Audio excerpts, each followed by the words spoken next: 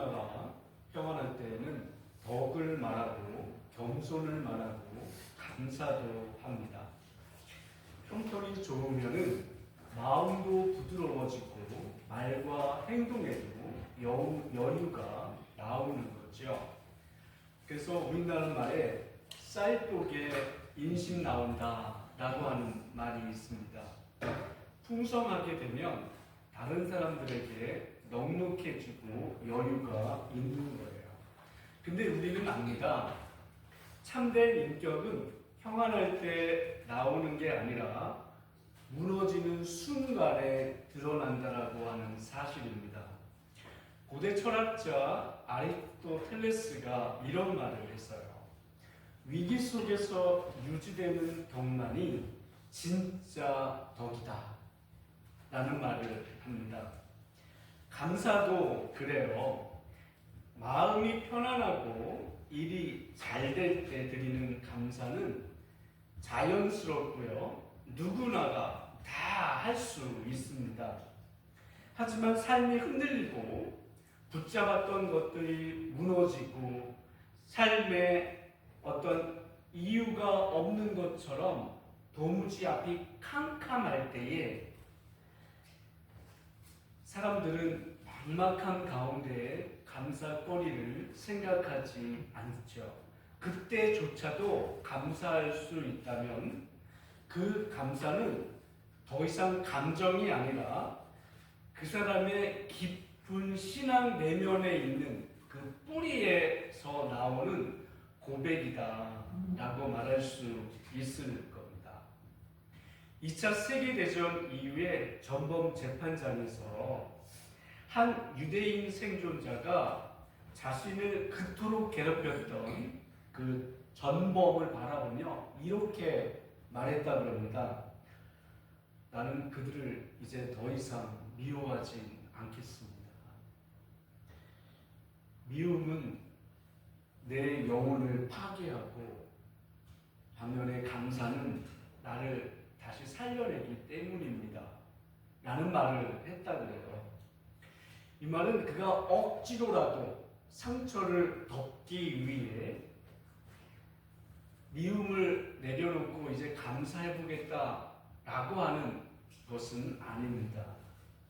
고통의 한복판에서 인간이 끝까지 불사를 수 있는 선택이라고 하는 것은 증오가 아니라 감사라고 하는 사실을 그가 깨달았기에 이런 고백을 하는 거예요. 감사는 어려운 상황을 지우는 감정이 아니라요. 상처 속에서도 영혼을 지키는 태도입니다. 하지만 여러분, 감사의 품격을 진짜 저 사람은 어떻게 저런 중에도 감사의 품격을 유지할 수 있어? 이렇게 내보였던 사람은 어떤 철학자나 아니면 역사적으로 어떤 큰 업적을 남긴 이런 사람에게 나온 것이 아니었습니다. 오늘 성경 속의 한 사람, 바로 욥에게서 우리는 찾을 수가 있는 것이에요. 욥은 인생이 한순간에 무너진 자리에서 재산도, 자녀도, 명예도, 그의 삶의 기반, 모든 것을 다 잃고 난 그 자리에서 그가 고백합니다. 이렇게 고백합니다. 주신 자비도 여호와시오, 거두신 이도 여호와시오, 여호와의 이름이 찬송을 받으실지니이다 라고 고백하고 있어요. 이 짧은 고백 안에는 감사의 본질이 무엇인지, 신앙의 중심이 어디를 향하는지를, 그리고 하나님을 향한 절대 의존이 무엇인지가 고스란히 다 담겨 있습니다. 슬픔을 그는 억누르지도 않았어요. 하지만 그는 절망 속에서도 하나님의 주권을 놓지 않았습니다. 그의 감사는 상황이 좋아져서 나온 것이 아니에요. 하나님을 신뢰하는 믿음의 반응이었던 겁니다. 말합니다. 그래서 오늘 우리는 이 욥의 이야기를 통해서 감사의 품격이란 과연 무엇인지, 그리고 무너짐 속에서도 어떻게 감사를 할 수 있는지, 이런 부분을 함께 살펴보려고 합니다.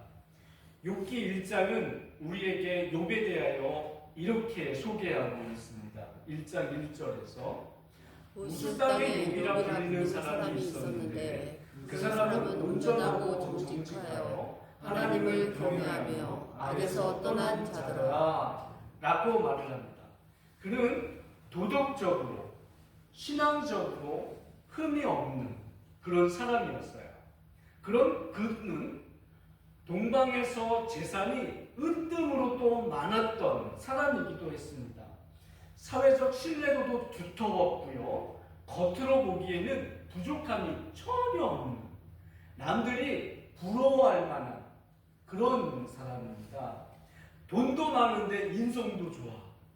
왜 그런 사람이 있잖아요.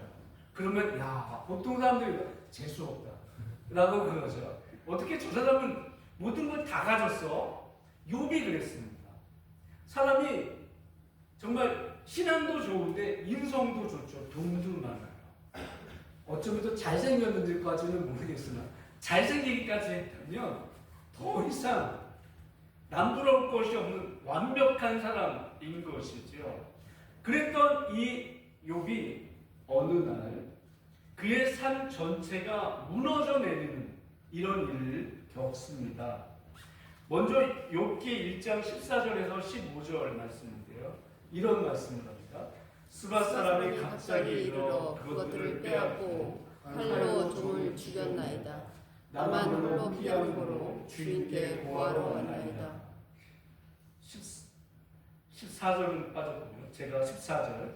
사환이 욥에게 와서 아뢰되 소는 밭을 갈고 나귀는 그 곁에서 풀을 먹는데 스바는 이렇게 얘기가 됩니다. 그러니까 사단이 욥에게 와서 말하는데 소는 밭을 갈고 나귀는 그 곁에서 풀을 먹는데 스바 사람이 갑자기 이르러 그것들을 빼앗고 칼로 종을 죽였나이다. 나만 홀로 피한 고로 주인께 구하러 왔나이다 라고 말하고 있고요. 스바 사람들이 들이닥쳐서 소와 나귀를 약탈하고 종이 다 죽였네요 라고 하는 보고가 들어온 거예요. 그 말이 채 끝나기도 전에 다른 종이 달려와 또 이렇게 말을 합니다. 16절에서 그가 아직 말할 때에 또 한 사람이 와서 고하되 하나님의 불이 하늘에서 내려와서 양과 종을 살라 버렸나이다. 나만 홀로 피한 거로 주인께 구하러 왔나이다 라고 해요. 하늘에서 이번에는 하나님의 불이 내려왔고요. 양떼와 종들을 모두 다 죽였습니다. 그리고 잠시 고를 틈도 없이 종이 헐레벌떡 달려들어와 또 이렇게 보고합니다. 17절에 그가 아직 말할 때에 또 한 사람이 와서 고하되 갈대아 사람이 새 떼를 지어 갑자기 약대에게 달려들어 그것을 빼앗으며 칼로 종을 죽였나이다. 나만 홀로 피한 고로 주인께 구하러 왔나이다 라고 말하고 있습니다. 그러니까 이번에는 갈대아 사람들이 세 무리로 나누어져서 약대를 빼앗고 남아있는 종들 말고도 다 죽여버렸습니다. 나만 겨우 목숨 부지하여 달려나와 보고합니다 라고 말하고 있고요. 이제 마지막 부분에서는 가장 비통한 소식이 전해집니다.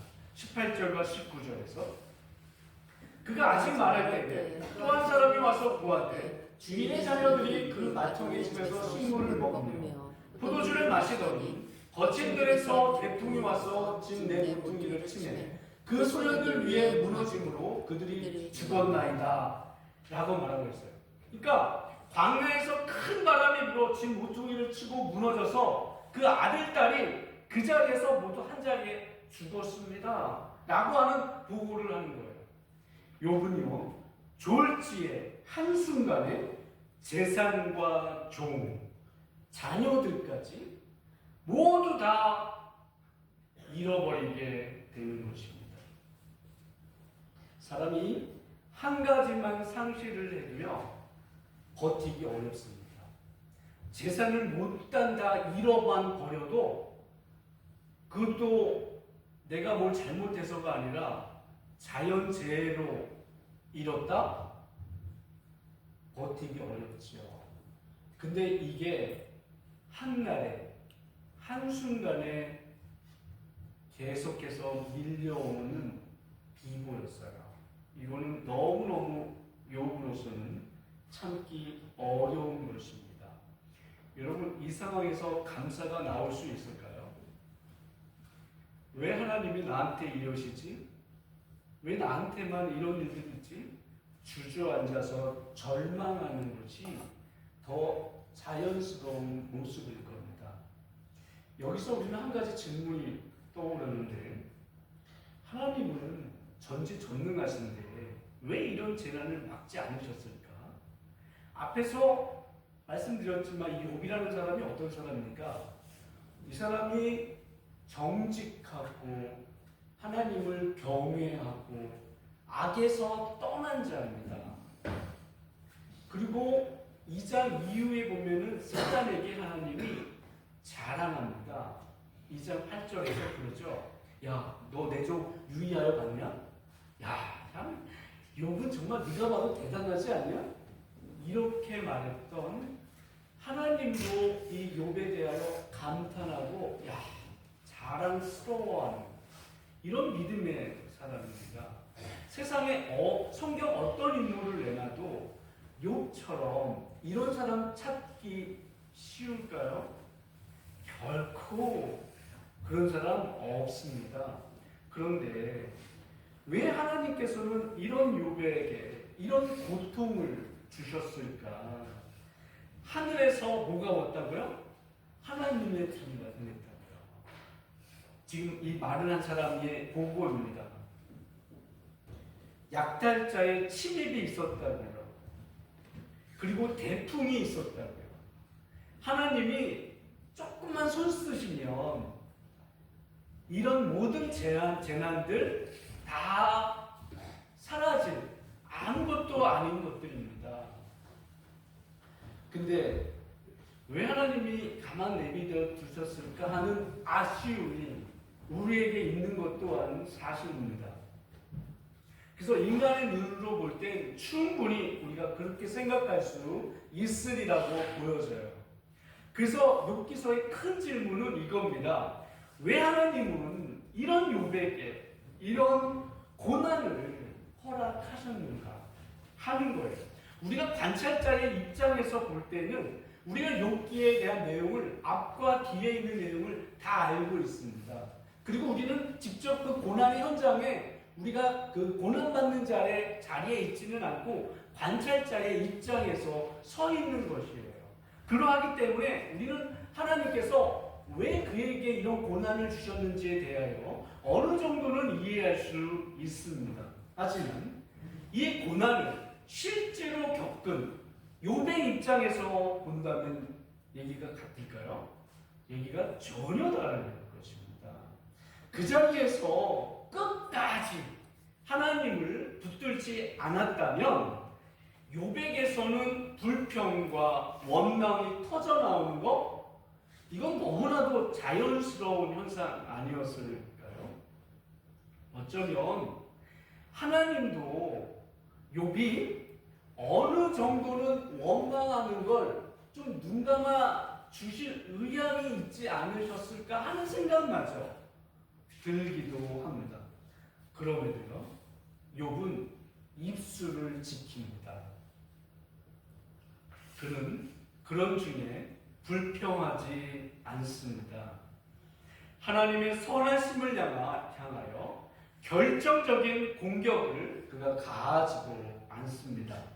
그렇게 한 이유가 뭘까? 상황이 나아졌기 때문에? 아니에요. 고난의 이유를 그가 깨달았기 때문에? 아닙니다. 고난이 오면은요, 다 고통스러워요. 이 고난이 나는 괜찮아. 누구도 서디스트가 아닙니다. 그런 사람 아무도 없습니다. 그는 단 하나, 하나님의 행하심 속에는 반드시 선한 뜻이 있다. 이 믿음이 그를 붙들고 있었기 때문인 것이에요. 그리고 바로 그 믿음이 이 사람에게 감사의 품격을 가능하게 한 것입니다. 우리가 여기서 꼭 하나 짚어봐야 될 것이 있는데요. 그거는 왜 욥은 그렇게까지 입술로 하나님을 거부하는 말을 입 밖에 내지 않으려고 자식을 지키고 끝까지 자기를 붙들려고 힘썼는가 하는 것입니다. 그 이유는요, 그가 마음 깊은 곳에서 자리 잡은 어떤 신앙의 질서, 하나님과의 관계, 하나님을 경외하는 이런 마음, 그리고 하나님을 향한 절대 신뢰, 이거를 그가 놓지 않았기에 가능한 겁니다. 욥은요, 입술이 무너지면 영혼이 무너진다라고 생각을 했어요.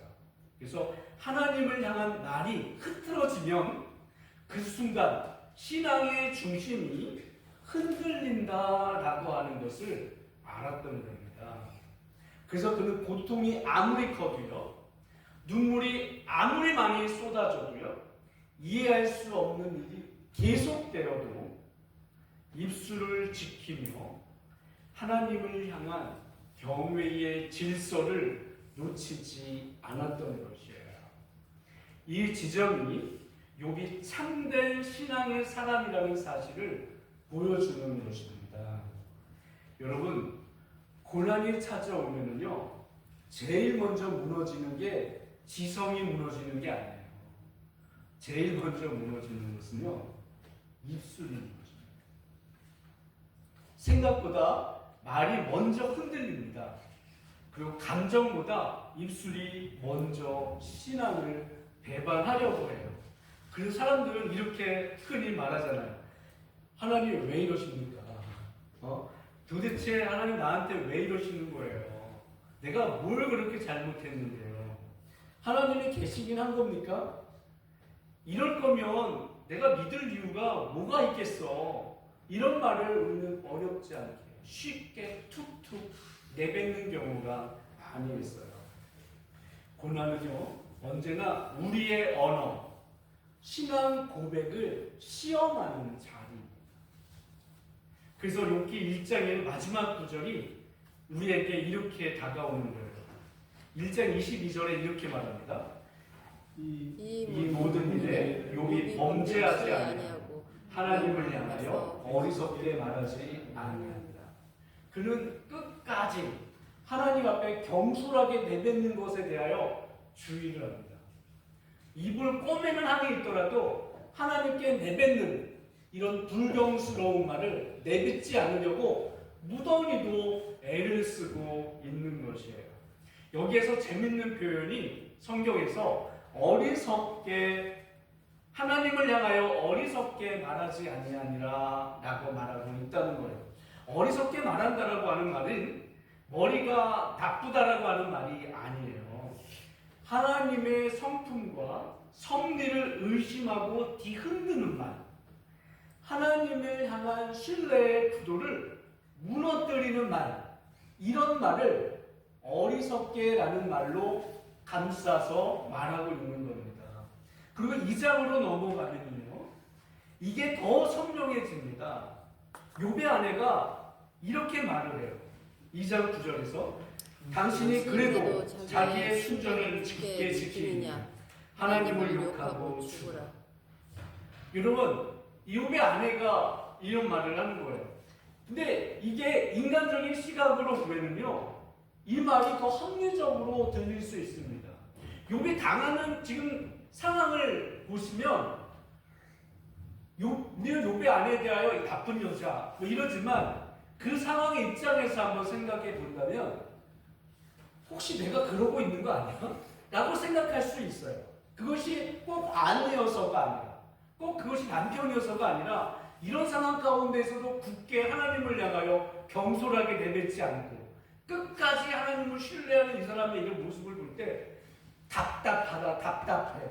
아니 어떻게 이런 걸 다 읽고도 어떻게 말 한마디 하나님한테 그런 말도 제대로 안 하냐 하는 그 사람의 말 속에는 답답함을 아마 느껴서 한 말, 사람의 볼 때는 굉장히 합리적인 말로도 들릴 수도 있는 것이에요. 야, 이 정도면 믿음 접어야 되는 거 아니야? 이렇게까지 당하는데 무슨 하나님이냐? 라고 말하는 것이지요. 사실 사람이 상대방에게 부정적인 말을 들으면 나도 모르게 부정적으로 나가는 것이 인지상정입니다. 그러면 맞아, 야 하나님 진짜 그럴 수 있냐? 이런 스테이 나올 것 같아요. 여느 사람이라면. 하지만 욥이 이렇게 대답합니다. 2장 10절에서 그대의 말이 어리석은 여자 중 하나의 말 같도다.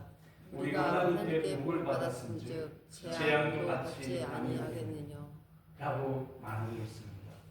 그리고 여기에 성경은 한 번 더 강조합니다. 2장 10절 하반절에 이 모든 일에 욥이 입술로 범죄하지 아니하니라. 여러분, 욥은요 현실을 부인하지는 않았습니다. 현실이 고통스럽다라고 하는 사실을 그는 외면하지 않았어요. 그는 충분히 울었고요. 마음이 찢어질 만큼 아파했습니다. 하지만 현실보다 더 크신 하나님을 그가 바라보았기에 그는 입술을 지킨 것이에요. 여러분, 이게 감사의 품격입니다. 감사는 좋은 일이 생겨서 저절로 나오는, 저절로 나도 모르게 터지는 감정이 아니라 하나님을 향한 신뢰에서 태어나는 영혼의 열매인 것입니다. 그렇다면 질문은 어떻게 욥은 이 무너진 자리에서 이런 감사를 할 수 있었을까? 이 질문은 욥의 비범함을 묻는 것이 아니라요. 욥의 신앙이 고난 속에서 그는 무엇을 붙들었길래 이런 신앙의 모습으로 이런 감사의 품격을 그가 나타낼 수 있었는가 하는 겁니다. 그건 첫째가요. 욥이 그런 중에 감사할 수 있었던 이유는 그는 청지기적 신앙을 소유했기에 가능했던 겁니다. 욥의 감사는 단순한 성품의 결과가 아니에요. 야, 이 사람 좋네? 야, 이 사람 착하잖아. 그래서 이 사람은 그랬구나. 이런 게 아니라는 사실이에요. 그의 영혼 깊은 곳에서 자리 잡은 신앙에서 흘러나오는 것이에요. 나는 소유주가 아니라 청지기입니다. 라고 하는 이 신앙, 이 사실을 그는 갖고 있었던 겁니다. 그래서 자기에게 얻어진 것, 주어진 모든 것이 내 능력으로 얻은 것이 아니라 하나님께서 주신 관리자라고 하는 이 신앙이 그를 자리하고 있었기 때문에 그런 것이에요. 그래서 그는 이렇게 고백할 수가 있었던 겁니다. 주신 이도 여호와시요, 거두신 이도 여호와시요, 여호와의 이름이 찬송을 받으실지니이다 라고 말하는 겁니다. 건강도 재산도 자녀도 명예도 이 모든 것을 하나님이 나에게 잠시 맡겨주신 선물로 온 거예요. 이게 청지기 신앙입니다. 이 고백을 많이 가졌을 땐 사람이 교만하지 않습니다. 잃었을 때는요 절망하지도 않습니다. 왜냐? 본래부터 이 모든 것이 내게 아니거든요. 이게 하나님 것이라는 사실을 알고 있기 때문에 욥은 하나님이 이것을 빼앗아갔다라고 말하지 않아요. 하나님이 이것을 거두어 가셨다라고 말하는 겁니다. 청지기에게 여러분 상실이라고 하는 것은 내 것이 사라진 사건이 아니라 하나님의 것이, 다시 말해 주인의 것이 주인에게 되돌아간 회수된 사건일 뿐인 겁니다. 욥의 영혼에는 이 신앙의 구조가 고난이 훨씬 오기 전부터 갖고 있었던 거예요. 그래서 그는 잃어버렸어도 그의 인생이 무너져 내리지 않을 수 있었던 겁니다.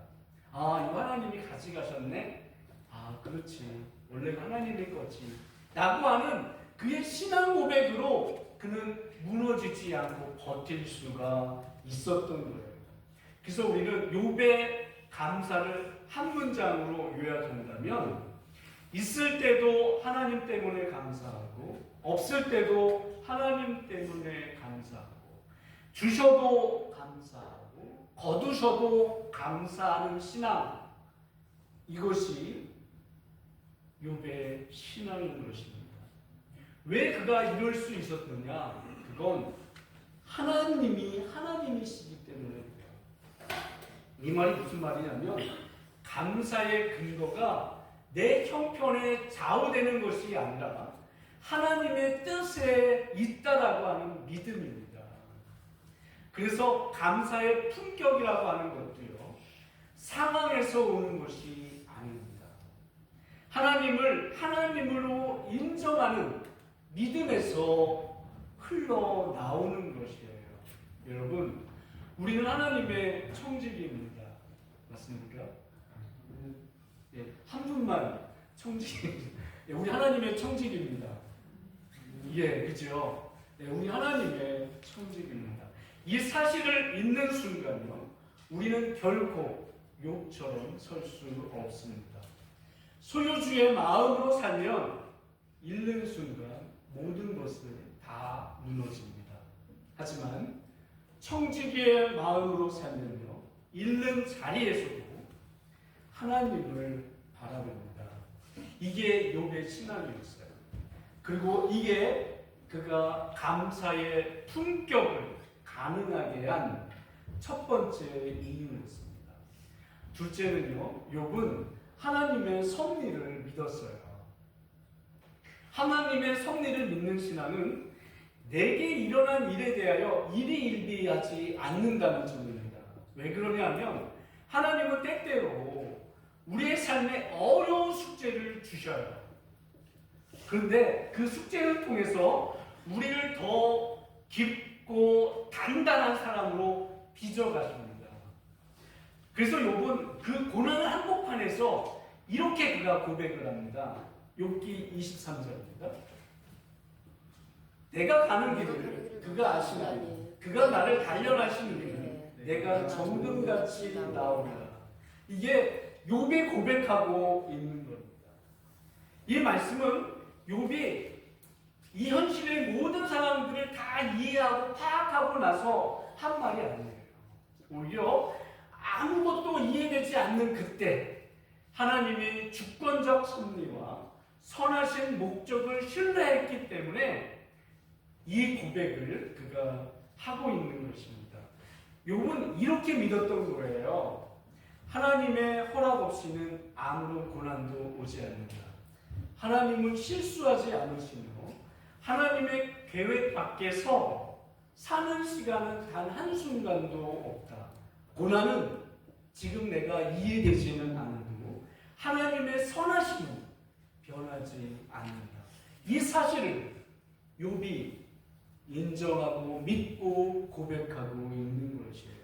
바로 이 믿음이요, 욥의 영혼을 붙든 겁니다. 그래서 이 믿음이 욥의 감사의 품격을 지탱해 주고 있는 것이에요. 이제 우리에게 질문을 던져옵니다. 여러분, 여러분의 감사는 어디에 머물러 있습니까? 형편이 좋아져야 겨우 감사하십니까? 아니면 어려워도 억지로라도 감사의 이유를 찾아서 감사를 하시는 단계에 있습니까? 아니면 형편과 상관없이 하나님 때문에 감사할 수 있는 믿음의 자리까지 왔습니까? 솔직하게 말하면 우리의 감사는 환경이 조금만 흔들려도 금세 사라집니다. 병이 찾아오면요, 경제가 불안해지면요, 가정에 균열이 일어나면요, 앞날이 보이지 않으면 감사보다 원망이 먼저 나오고 두려움이 먼저 나오고 불안이 먼저 나오고 입술에서 튀어나오기 쉽기까지 합니다. 그러나 여러분, 하나님 말씀합니다. 데살로니가 전서에서 범사에 감사하라. 이는 그리스도 예수 안에서 너희를 향하신 하나님의 뜻이니라.